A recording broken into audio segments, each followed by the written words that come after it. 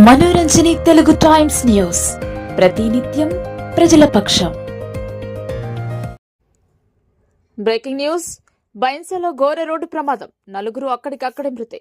నిర్మల్ జిల్లా బైన్సా పట్టణంలోని bus depot సమీపంలో రాత్రి సుమారు 1 గంట ప్రాంతంలో జరిగిన తీవ్రమైన రోడ్డు ప్రమాదంలో నలుగురు మృతి చెందారు. కుబీర్ మండలానికి చెందిన వారు కారులో హైదరాబాద్ నుంచి తిరిగి వస్తుండగా ఎదురుగా వచ్చిన కంటైనర్ ను కారు ఢీకొనడంతో ఈ ప్రమాదం చోటు చేసుకుంది.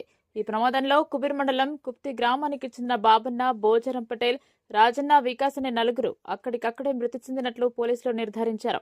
అలాగే మరో ఇద్దరి పరిస్థితి విషమంగా ఉన్నట్లు సమాచారం అందుకున్న వెంటనే పోలీసులు ఘటనా స్థలికి చేరుకుని కేసు నమోదు చేసి దర్యాప్తు ప్రారంభించారు. ఈ విషాద ఘటనకు సంబంధించిన మరిన్ని వివరాలతో మేము మీ ముందుంటాం. నా పేరు ఆనందరావు పటేల్. మా విలేజ్ కుప్టి నుంచి మేము హైదరాబాద్ ఒక పిల్లవాడికి హాస్పిటల్ ఉన్నాడంటే పరామర్శకు పోయినాం. పోయి వచ్చేటప్పుడు 1 గంట సమయంలో కంటైనర్ ఎర్టికా 2 బండ్లు ఢీకొని దాంట్లో నలుగురు చనిపోయిండ్రు. ఒకళ్ళు సీరియస్ ఉన్నారు, నిజామాబాద్ హాస్పిటల్ ఉన్నారు. ఇద్దరు ఇక్కడ ఉన్నాం బయట. నేను అదే కారులో నేను ముందరున్నా.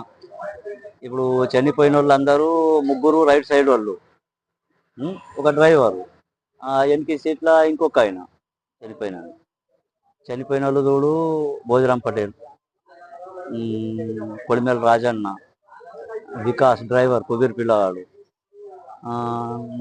బోయిడి బాబా అన్న చనిపోయిండు. గంగాన్న అని సర్పంచ్ హాస్పిటల్ ఉన్నాడు నిజామాబాద్లో. ఉప సర్పంచ్కు నాకు కొన్ని దెబ్బలు జరిగింది. ఫాస్ట్ ఏం లేదు.